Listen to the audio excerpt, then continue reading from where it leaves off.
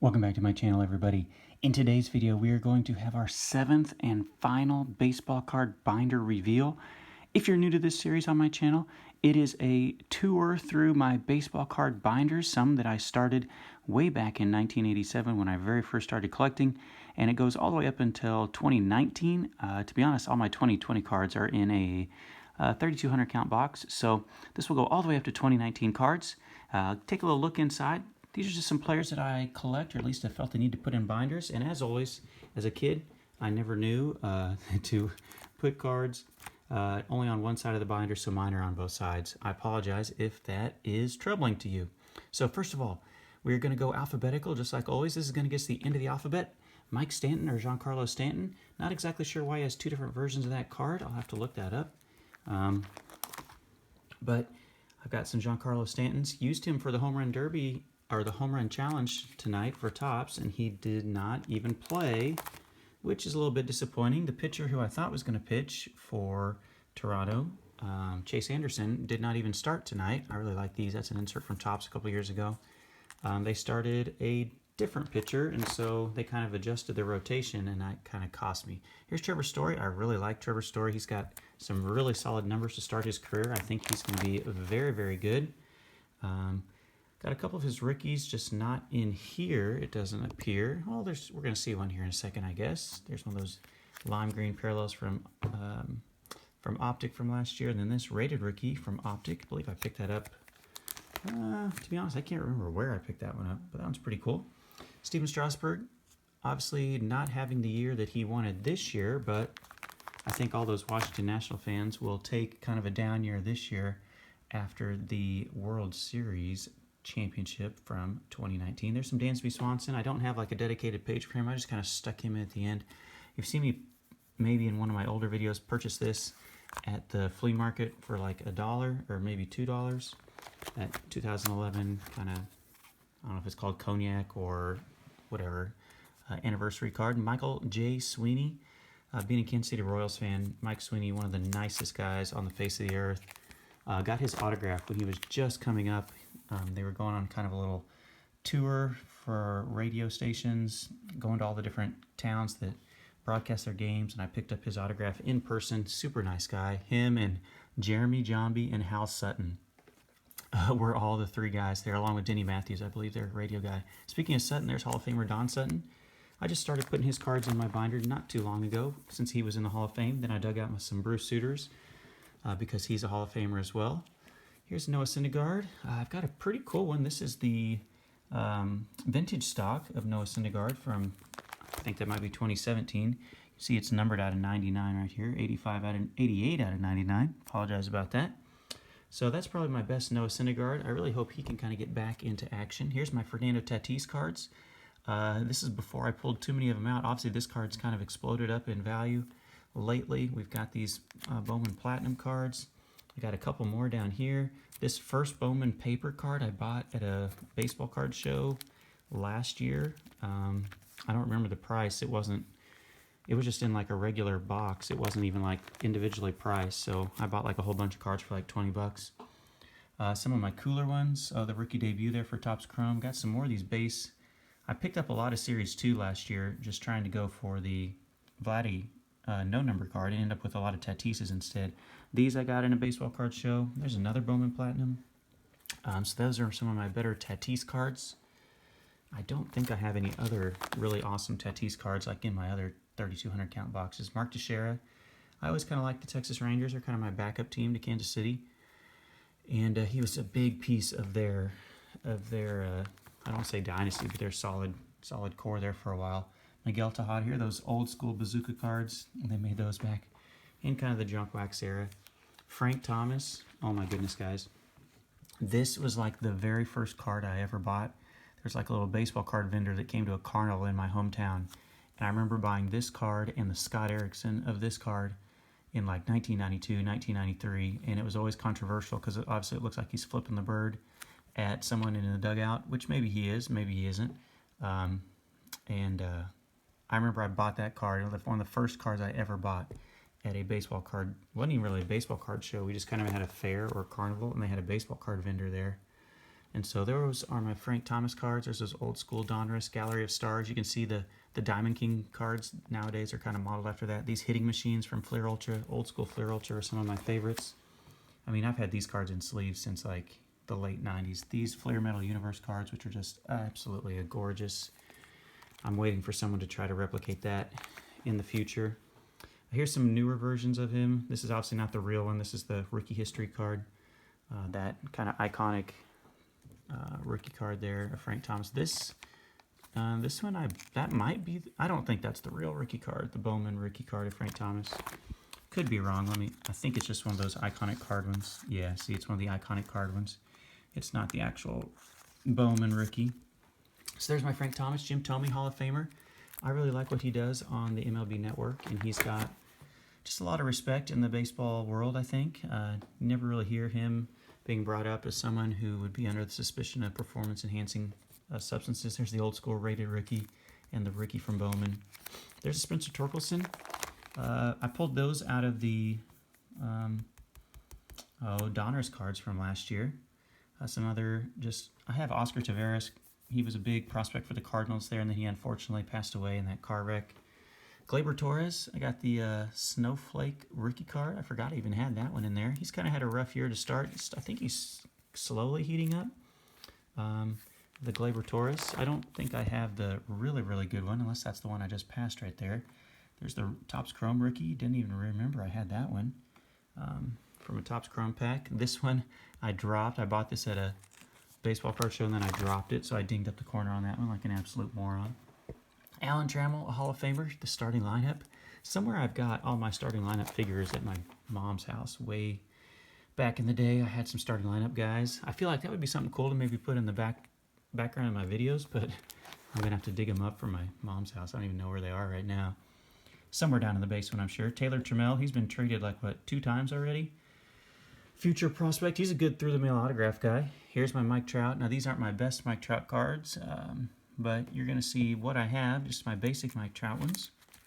A lot of them from the last couple years. This one is one of my favorite ones, just leaping over the wall. That I do not believe is the real one. I believe that's one of those iconic card ones. I could be wrong about that. You can see it's not. That's not even the real name. It's the Topps logo is all gray. That's one of those like iconic cards. There's a 2014 one. I like that one as well. Some other just heritage and archives Mike Trouts right there. This one is pretty cool. The gold numbered card. I believe that's 2018 from Topps Update. The Dominators one. Donruss always does such a nice job with their kind of inserts and parallels. And then some more recent ones. This one was a free one that Topps Now sent to you if you bought something from Topps Now last year. And that was just kind of a free card they sent. This one I got out of Chronicles. These two both. I have a video of that somewhere in my list of videos.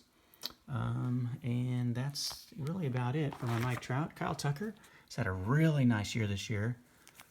Finally got a chance to play now that, unfortunately, it kind of came at the expense of Yordan Alvarez battling COVID and then eventually playing one game and getting hurt again. Got that one at a card store. But he's had a really nice year this year. I think he's leading the league in triples. Here's the one I was talking about. On my most recent road trip video, when I didn't find any cards, I said, hey, I went to this Walgreens, and it's the place where I found in a prime pack, they had this as kind of the front card. And so I'm like, yeah, man, I'll take a Kyle Tucker, even though it's opening day. I like those orange and blue and green, whatever different colored parallels they have on opening day cards. I don't know, I just kind of like opening day. Trey Turner seems to always be in that same pose in all of his cards, making that Jeter-esque, jump throw. There's the rookie of Trey Turner, which is a pretty cool one, and still pretty inexpensive. You can find these Trey Turner rookies for pretty cheap. I really like that. There's the purple background. I think I got that out of one of those prime packs or something. I mean, look at this. Every single one of his cards, he's like in midair.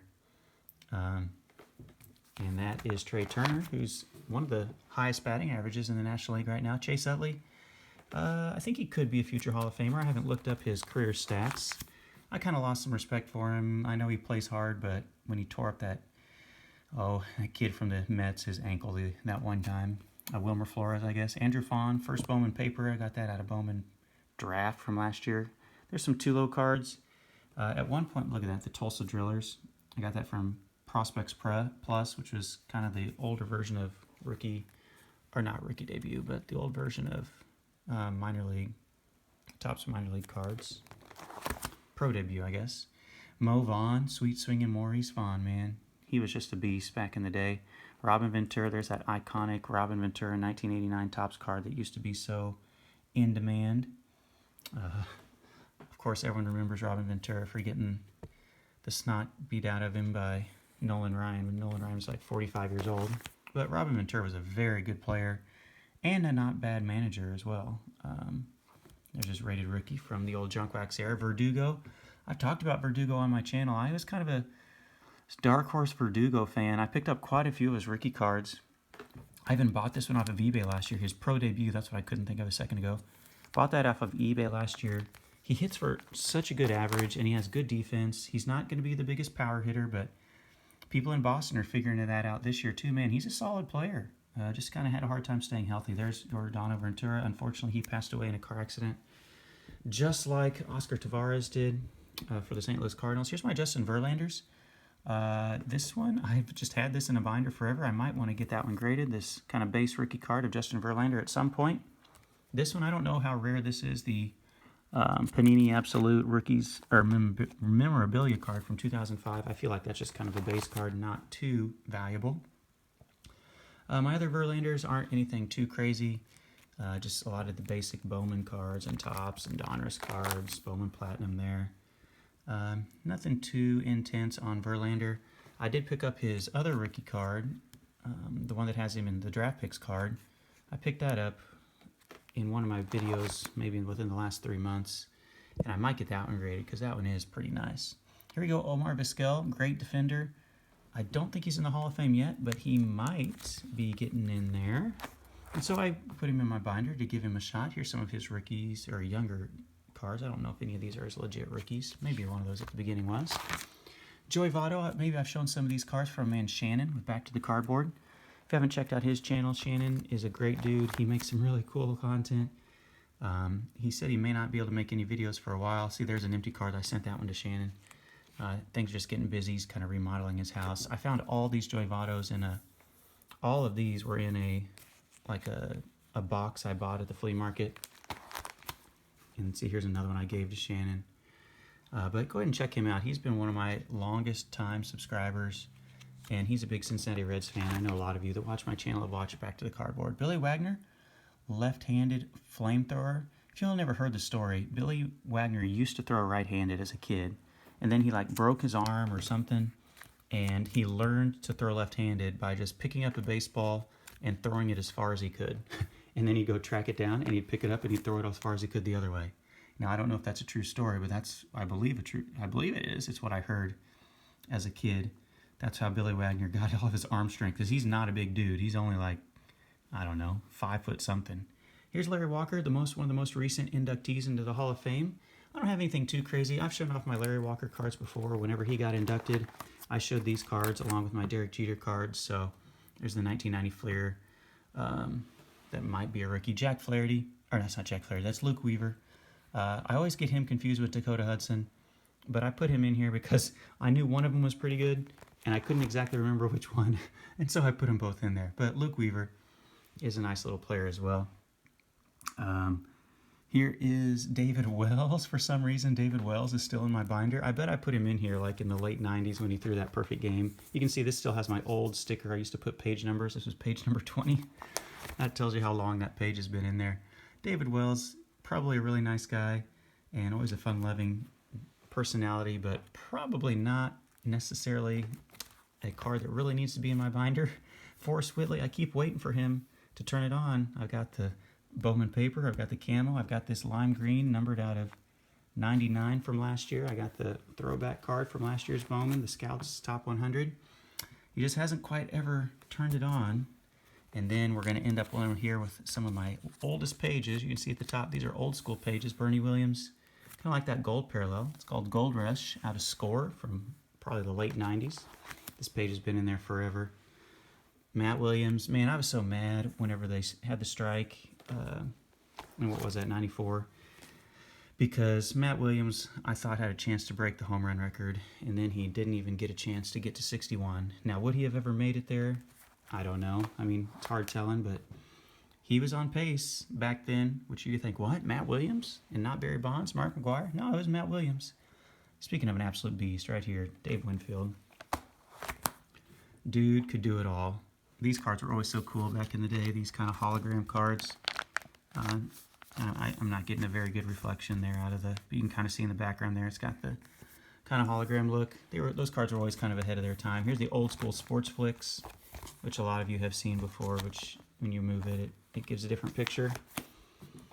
And then Brandon Woodruff, sneaky good pitcher. Got a couple of his rookies. He's starting to have a really good year again this year, along with, who was that? Corbin Burns has been absolutely nuts for the Milwaukee Brewers. Here's my man, Kerry Wood. I was on my senior trip. If you all went to a small school, you might know what a senior trip is in high school. Our class went on a senior trip. We were down in Florida, actually, whenever he had that 20 strikeout game, and we heard about it on TVs at whatever restaurants we were going to down there in Florida. David Wright, the captain, just sold one of his cards. I had one of his Mother's Day parallel cards I sold because I wanted a Mets fan to have it. Don't really have a lot of David Wright cards. Then Kirby Yates had a good year. I don't know why. That's the only Kirby Yates card. Christian Yelich, I'm a big fan of Christian Yelich. I've said that quite a bit in my channel. I really like that one. That's a Walgreens yellow parallel from last year. It's the same card as that, obviously just in yellow. These are just kind of some of my base Christian Yelich cards. I picked up a few of them at card shows. Nothing too crazy, but he's had a rough year this year, but man, he was so good there last year and the year before. Now might be a good time to kind of look to buy some of his rookies because with his struggles this year, his cards may have dipped a little bit in price. I purchased that one at a card show for like $4 or $5. His first Bowman paper.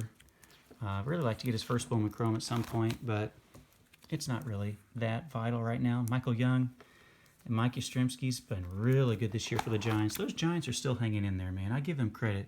They didn't have Posey this year. No one really gave them a shot to do anything, and they've hung around. I don't think they're going to make the playoffs unless they just really go on a tear these last few games, but I give them credit, man, because I didn't think they were even going to be contenders. There's Robin Yount, all-time great. Robin Yount and George Brett are kind of tied together. They went into the Hall of Fame together. They played their whole career with the same team, and so Yount and Brett, being a Kansas City fan, I always kind of think highly of Robin Yount. And then Barry Zito, remember him? Man, he was kind of wacky and out there for back in the day, but he was so good. And then living in Kansas City in 1993, McDonald's had these Chiefs kind of cards you could get. Look at these old things, man. You can still find these in the Kansas City area in flea markets. They're not really that valuable because I bet they made. There's the Joe Montana. Remember, he came to Kansas City. That was the hot ticket item. You can see these Sheet A. They had some that were just for the whole National League. Look at these absolute beasts of the game. Vaughn Johnson. Don't really remember him, but look at all these guys. Just absolute legends. These are like my Tecmo Bowl guys, right? Tecmo Super Bowl, y'all ever play that?